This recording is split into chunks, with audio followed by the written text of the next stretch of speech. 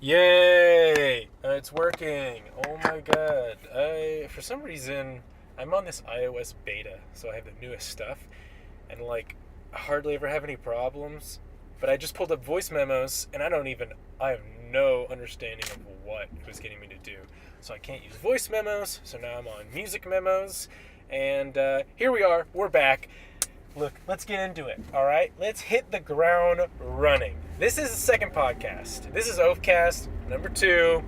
It's going to be a lot different than last time. A lot's been going on. Wow. First off, welcome back. I feel like we've been on a hiatus, a non-deserved hiatus, because there's no content, so there's nothing to be deserved. But you know what? We're going to get back on track. We're going to start making some content now. I don't know what was going on. When did I do the last one? Before July, I think it was sometime beginning of July. I don't even remember when I did it. It's such a pain in the ass to do. I remember I uploaded it. What did I talk about? Sex Lies and Videotape and Cobra Kai, which seems like forever ago, like 2 or 3 months ago. It feels like last year or something. So we did that one, and then like a week or two later, I was like, oh, well, I'll get ready and I'll do... I took some notes down, and I was like, I'm going to do Westworld, and then like Westworld ended, and I was going to watch this movie, Annihilation, which I did recently, and I was going to talk about that. And then I just like... The gap between doing the last episode and this one kept getting longer and longer and longer. And then I would get more ideas and different ideas, and then another batch of ideas. And then we get self-conscious about some of them. I've never listened back to the first one. Like, I subscribed to myself on the podcast app, but I never went back and listened to it. It's weird. I think you're supposed to. I'm pretty sure you're supposed to. But I didn't. So, I feel like I'm just making something new again, but it's not. We're just doing a continuation of last time. Except last time I may have set up a lot of expectations about what exactly it is this is going to be and what we're going to be doing. And now that's a lot different because I'm in a much different place, and I feel very differently about this project than I did before, because before it was like movies, and then maybe a little bit of extra stuff, and then the extra stuff kept wanting to have a bigger presence for it, and I always had a problem thinking like, all right, well, I can deliver good quality content about movies, pop culture related stuff, but movie stuff. I can do really high quality stuff relating to that. The problem is that a lot of people can, and a lot of people do. Red Letter Media, who I believe I suggested in the last video, is like my number one. And it feels weird. It always felt weird, the idea that I would be in a space somewhat competing with them. Not that I am, not that I have a presence, or like maybe there's some potential there, but just that idea of like, well, I don't want to step on toes because I really like what they do, and it feels weird being in some sort of like competition with something that you're such a fan of, and it just sounds weird to say, and it's just weird to think about because it's not really that thing, but when you're doing it yourself, it is. It's so much easier to give advice, than to take it, obviously. You can look at your friends all day long and be like, do this, A, B, and C, D, you'll fall in line. And then walk away from that conversation and you're just like falling apart because you don't even know how to do the rest of your alphabet after D. But past couple of days, things have gone really well. Ideas have started flowing. And I've been listening to some other podcasts that gave me some ideas of my approach to this. And it was like, well, when I first started doing this, I was like putting my AirPods in, and I was doing my drive to work and things like that, but it was like things were way more up in the air because nothing had really been done. I would just sort of pop them in and try and talk about something, and sometimes I would feel very unmotivated and stop it, or sometimes I would go like 25 minutes and then I'd feel super self-conscious. It's like, I have no idea how this is going to come about. So, here's the thing. This podcast can be fucking anything. Literally, this can be anything. I can make it a video, I can make it audio, we can talk about movies, I can bring people in, I can talk about grass, I can talk about jiu-jitsu, I can talk about cars. We can do it live. We can go somewhere and we can talk about it at Comic-Con. Like anything. I don't think that I fully thought about that and accepted that and realized that when I first started doing this. I was like, no, this needs to be very specific. This needs to be it needs to be defined. You know, you gotta carve out some space, and then you fill that space with what you know and sit there. But I think that was one of the reasons that this took so long to do, is just that idea of like, oh, well, this is what it is, so it has to fit this criteria. So anything else I do, it doesn't fit the criteria, so we'll push it aside, and then we'll set it and not do it. Essentially, we're just not going to do it. So now I feel very free doing this. So the idea of this one is like, hey, there hasn't been another episode. Hey, the podcast is going to be very different moving forward, and still probably going to be sporadic, but it's just going to be very different. I feel like a couple times a week, I know like I have 20-minute drives that I do, and I think it's not a big deal if I sit down for 20 minutes and ramble, because like 7 people not even listen to this. So whatever, I can do whatever the fuck I want. Brennan, you can do what you want, man. Do what you want, guy. You just get out there and do it. So I want to do this one because I'm driving somewhere to work. I have a destination. The traffic is not ideal, but that could be good for you guys. It could be good for me too. Make this a little bit better. Put some more effort into this. If we go to 30 or 40 minutes, then I guess it's fine. But I was really sort of shooting for like 20 max, because I know that it's supposed to take me 20 minutes to get to where I need to be. But here we are. Oafcast number 2. We're in a different place. We're going down a different avenue. We're not necessarily always going to be talking about movies. I'd like to talk about whatever. That's the thing, is like, let's leave this open to air. Let's just be buds. Pretend we're on 2 beanie bags, and you're just sitting there, and you can't say anything. There's like glass up, or you're like in a box, and I can't hear you. You can't hear anything, but I get to talk, and there's like a speaker, and so it's amplified, and it comes into your box, and we're just chilling on the beanbag, and I just get to ramble. So, if we're gonna talk about movies, let's talk about movies, because I saw one recently, and it's been recommended to me a lot. I don't know if I mentioned in the last episode this movie. It's Annihilation. We're not gonna. This is not like a movie review like I did last time about sex, lies, and videotape.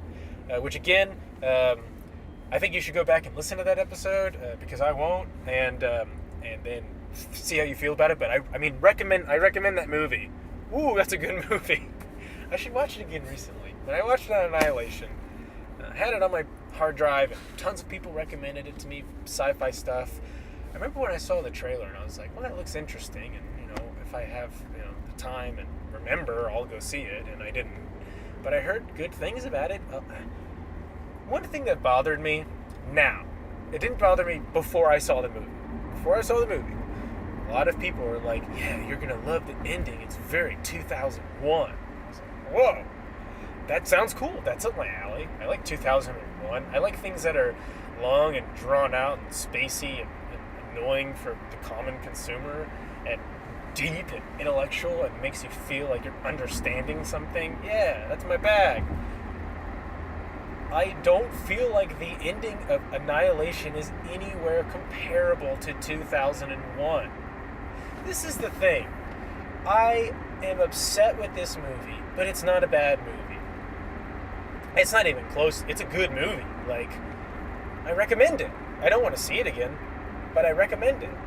It's Alex Garland who directed it, who did Ex Machina, and Poe Dameron's in Ex Machina. I can never remember that guy's name, but I remember Poe Dameron, which I wish I didn't. I wish I didn't know anything about The Force Awakens. just kidding. It's fine. It's fine. But Alex Garland did Ex Machina. Love Ex Machina. One of my favorite movies of all time. And I had totally forgotten until the credits rolled that he did this one. But makes sense. It looks good. Stunningly beautiful film. And you got Natalie Portman, and Natalie Portman's awesome. And you have, you guys are familiar with Westworld, Charlotte, whatever her name is. who was also in Thor as one of the... I cannot remember anybody's name. Jeez. Black girl from the newest Thor movie, like that girl who's in Annihilation, and she's good. Her role was super weird at first, which I may come back to. It's not a big deal, but I want to talk first. Let's talk about like the really good thing, because there's one thing that I do want to rave on this movie for, because you never ever see it done. Because look, it's a sci-fi movie. So there's going to be CGI. We all know it. But if I were to tell you that there was a life-size fucking zombie bear live puppet, like, I don't know if it was animatronic or if it was a puppet or what. They had a real, like, creepy bear skeleton thing, and you could see its hair and the shadows, like, it was a real thing. And it blew my mind. Because I saw this, first off, like, a couple acts before, or not acts, a couple scenes before, there was, like, this weird shark gator hybrid that was all CGI. And I accepted. I'm like, alright, well, but it's a sci-fi movie. Like, I understand, do it. Just throw the money. Okay, cool. It looks weird, and it matches this shimmer thing that we're going on, and it's got these crazy shark teeth, and like, it was cool. It was all CGI, and I'm like, whatever. It's what it is. It's what it always is. And then all of a sudden, these girls are tied up, and you're hearing these bear noises and all these creepy noises. I didn't think anything of it. I'm like, oh, another spooky monster, cool. And then all of a sudden, dude, there's like paw prints and this like chest and this snout. And I'm looking at it, and I'm like, well, that's real. There's no doubt in your mind. I'm like, well, that's weird. That's real. And then there's, like, this shot where there's, like, this side profile of the three girls, and, like, Natalie Portman's there, and Thor girl's there. And there's, like, this snout skeleton that's, like, some of the hair's, like, eroding on it, like it's a zombie. And it's, like, moving through in between them, and you're in this side shot, and you see them, and the light on the right side of the screen is coming down to the left, so there are these shadows that come towards the left part of the screen. It is a real thing, man.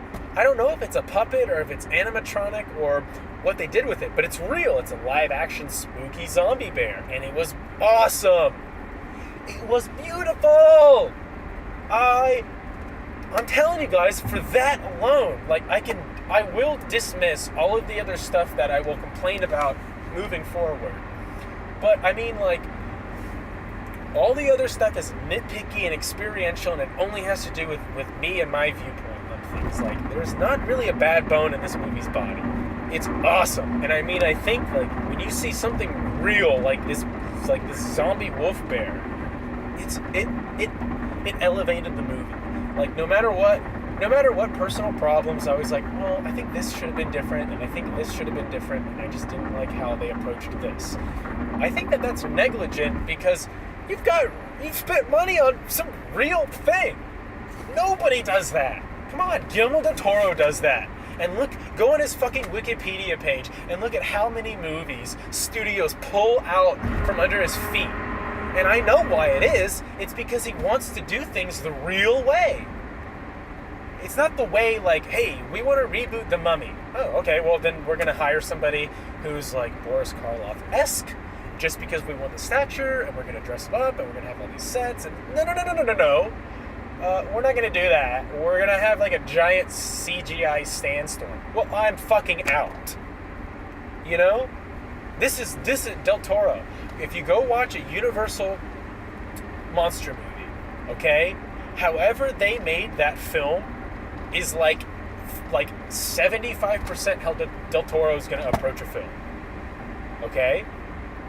Well, that's not good for studios. I'm honestly amazed. I should have done a little bit of research before I talked about this, because I would like to know, what was the budget for this movie? What did it gross?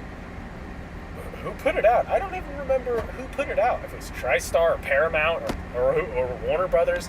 I have no idea. But I mean, like, there's got to be some money attached to it. Natalie Portman was in it, and Poe Dameron was in it, And sorry, I forgot your name, but the evil little bitch from the Hateful Eight, she was in it. Thor Girl was in it.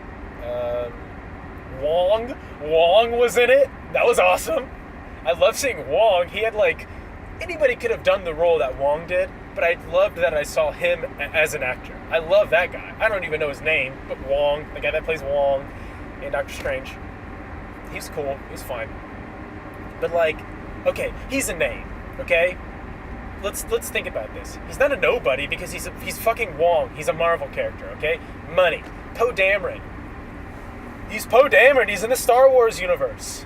He means something. Okay, that's money. Natalie Portman. Need I say more? Money. Okay, Hateful Eight girl. She's gotta have she's a little bit of money.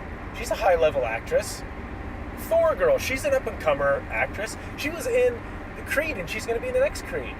And I bet she'll be in more Marvel movies. I guarantee you, she's gonna be in more Marvel movies. She's gotta be a name. She's a pull. There's Alex Garland. He's gotta get paid pretty well. What is the budget for this? This is such a weird movie, and it's sci-fi. Nobody watches sci-fi. How much money did it make? This is gonna be great. I'm so confused on this movie as I think out loud about it, and you guys can literally right now, close the screen, open up your browser, and Google it, and go to fucking Wikipedia, and you can look right now, it made $300 million, and it had a $250 million budget, which is fine. I mean, if those are the numbers, wow. First off, I'm amazed that you recouped. It's not $250 million, but because Blade Runner 2049 was $250 million, and they did not recoup any of that. So look, let's take a shot in the dark. With everything that I'm seeing, 1 to 200 million, I'm gonna guess is the budget, which is big. That's a big gap from one to the other, but it's got to be somewhere around there just because of the names and stuff. I can't see it getting up to 200 million. Sci-fi, you guys, I don't know if you guys know this, but people don't give a fuck about sci-fi unless you've already got a name, and even then, I mean, you would think Blade Runner's a name, right? But nobody really saw 2049. Nobody really gave a shit about it. I'm not sure if it recouped his money. I remember reading that, the Canadian guy who directed it, I got traffic, so I'm not going to rack my brain over remembering everybody's names, especially when I feel like I always mispronounce his name anyways. But Canadian guy who did Blade Runner 2049, who's doing Dune. I remember reading interviews a couple months ago about him talking I'm not sure how we're going to do Dune. I'm not sure how it's going to come together. I can't even believe that Blade Runner came together because we told them this is what the budget's going to need to be, and they were willing to do it. And we put it out, and they're surprised. Literally, look, find this fucking interview because it's mind-blowing. I think it's written. I don't think it was a voice one. I think it was one that I read somewhere. He literally was talking about how he told the studio, you're going to need $250 million. And they're okay, cool. No worries. They gave him the money, they did the movie, and they're surprised, wait a second, opening weekend, we didn't recoup it. What? Well, no shit. And think about this too, nobody's really upset with Blade Runner. People are very mixed the bag on Star Wars. You really do. You were either in on Last Jedi, whatever the newest one was. I don't know. I don't remember the name. Thank God. You're either on board with that franchise or you're not. You're either one or the other, and that's because of you're taking something that had you're rebooting it, and when you take that reboot, if you don't handle it the proper way, you're going to get a mixed bag. The product can still be fine, but you're going to get a mixed bag.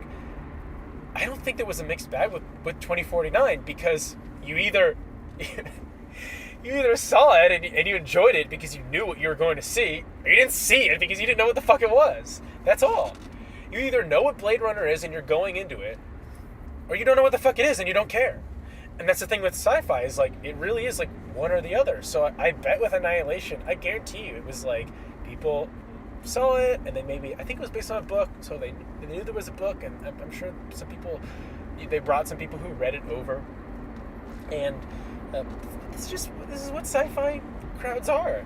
For some reason, sci-fi crowds and like horror crowds can be similar to what I see and hear about, but like there's just no money in sci-fi unless you're Star Wars, unless you're Star Trek. Like, and that's the thing is like the Alien movies, like they're okay. They do okay. I'm not talking about their content, but what they bring in as a product, like they do okay. Really, they do okay. Blade Runner did okay. I think now it's been able to recoup stuff over time. But the problem you guys gotta remember, like, if I'm giving you $250 million, I'm not giving you $250 million for you to take for, let's say the whole process is a year. When the movie comes out, like I gave you $250 million today, and a year from today, your movie is going to be out in theaters, not premiering, it's out, opening weekend, okay?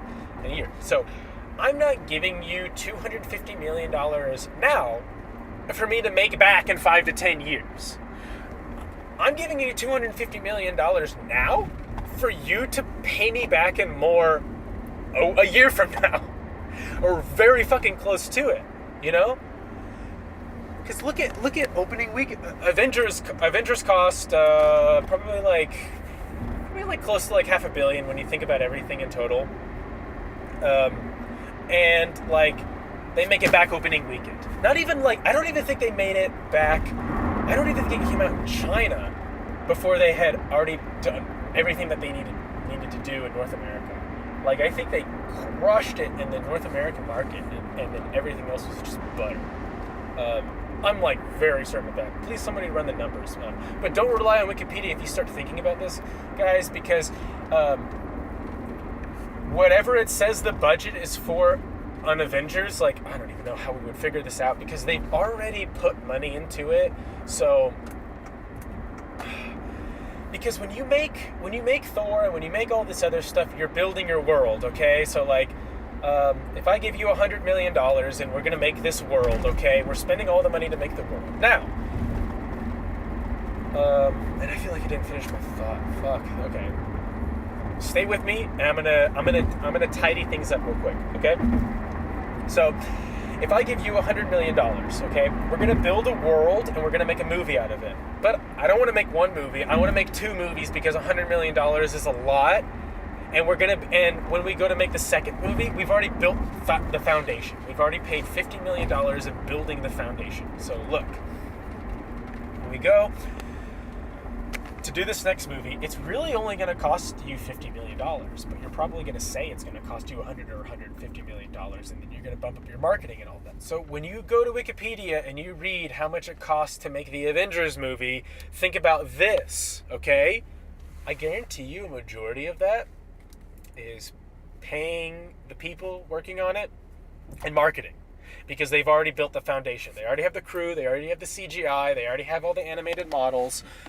Sets are new, so some things may need to be rebuilt, but they've already established their world, okay? If you've never made an Iron Man movie, guess what? Now you have to make Iron Man armor. Now you have to make a cast of characters and costumes. You have to do all of the heads-up displays for all of that stuff. You have to do how the technology looks and everything like that. Okay. Once you do that, you could make 1 billion Iron Man movies. As long as you update it.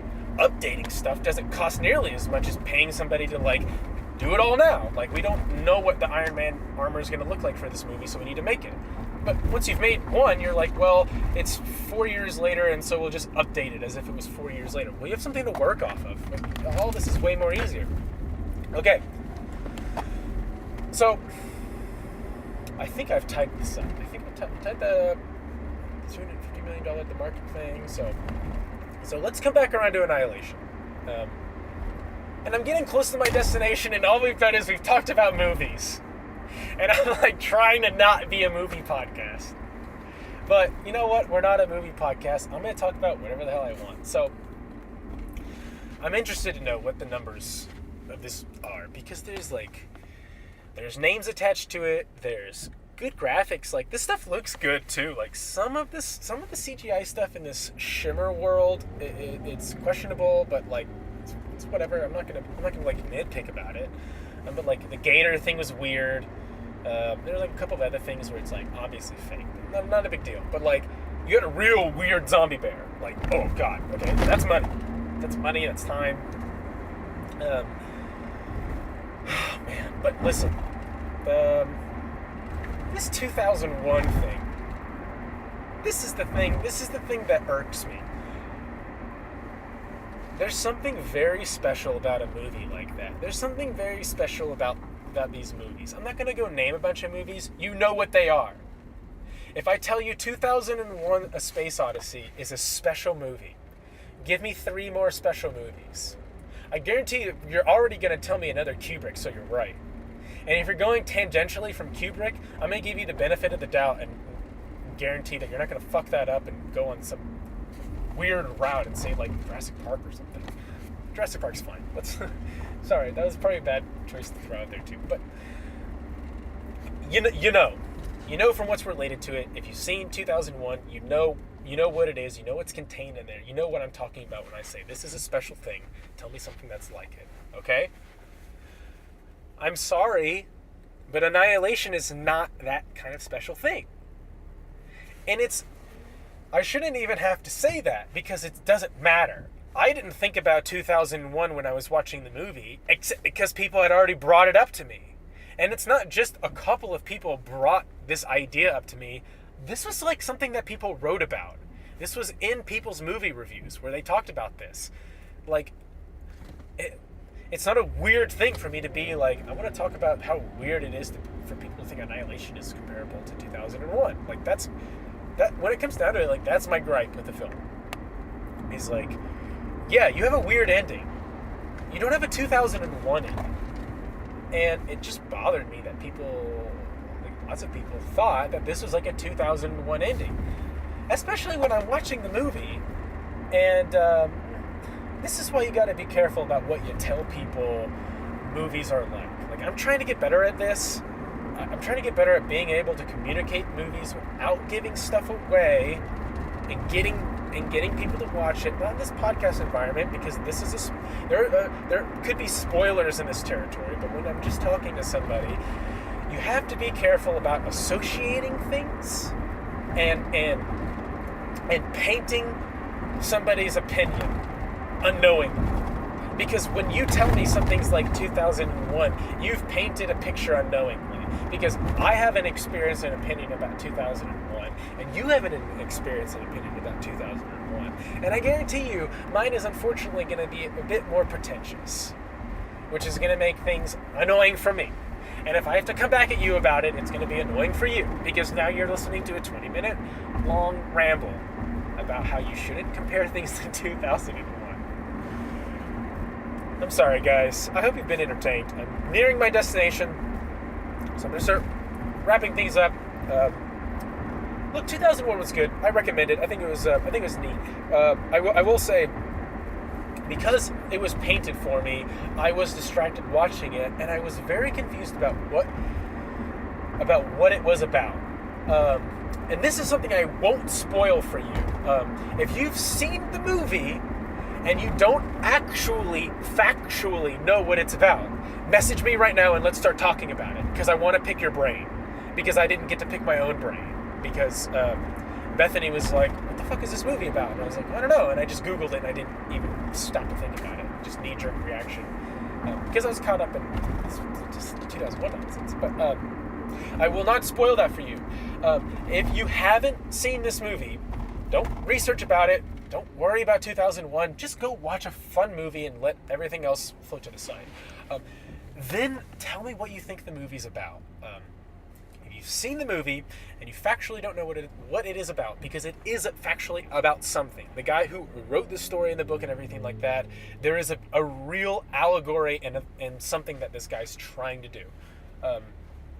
So let me know what you think it is, and we'll talk about it, and we'll kick around some ideas. I don't want to spoil it, because in hindsight, it's, man, when I first read it, I was like, I don't know, it's kind of dumb. And then the more that I've thought about it, and thought about all the different points of the story of how this idea is related to them all, now I'm like utterly fascinated.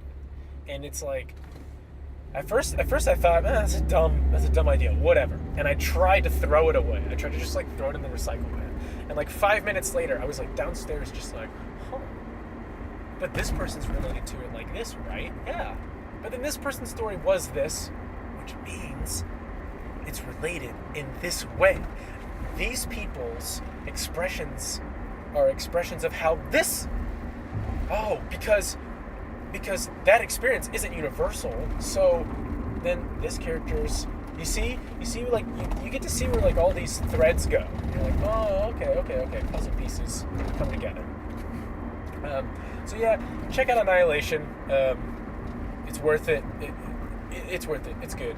I probably will see it again. I feel like I started off talking about this like with a weird like downer note, and now I'm wrapping up talking about it. I'm just like, yeah, it's awesome. Go see it. Don't worry about that. I talked myself out of the 2001 problem. I like this movie. I'm on board for it. I'm not worried about the 2001 thing because really, I guess that comes down to like, just be careful what other people tell you about movies and be careful about what you tell people about movies. And once again, we're ending fucking talking about movies, which I didn't expect we would. I didn't know I'd talk about Annihilation this long. But I think this is going to be a more normal thing. So expect these. I want to try and keep the I want to do both, long format and short format. So it's going to be a mixed bag. I have things I'm planning for longer episodes, which I'm not going to talk any further about until there are more concrete, because I think that'll be a lot cooler. Yeah, because like, I think I even said in the last one I plan to do something for July, and it's like August. We're midway through August. Oh wow, we're midway through August. Wow, that was a long time since I did that last episode. So we're going back to sporadic / regular. Listen, guys, if you're still subscribed or this is your first one, listen to the first one if this is your first one, so then you've listened to both. Give me feedback personally. DM me on Instagram. I'm Oaftobar on Twitter. I am TickwinBB. My website is oaftobar.com. It's not hard to get a hold of me. Just get a hold of me. I don't care if you like. I don't care if you subscribe. I don't care if you do any of those things. I care that you listen, that you had a good time, and that you can give me feedback, and that we can have a conversation from this. That's what I care about. If you want to share it with your friends, that's butter for me, buddy. I love you guys. I appreciate you. Thank you for talking. I did want to throw out recommendations. If you need something to listen to, Jacob Collier and Becca Stevens, I think is her name, and the song is called Bathtub. Check it out. Thanks for listening, guys. This was the second episode of Oafcast. I love you all. Bye.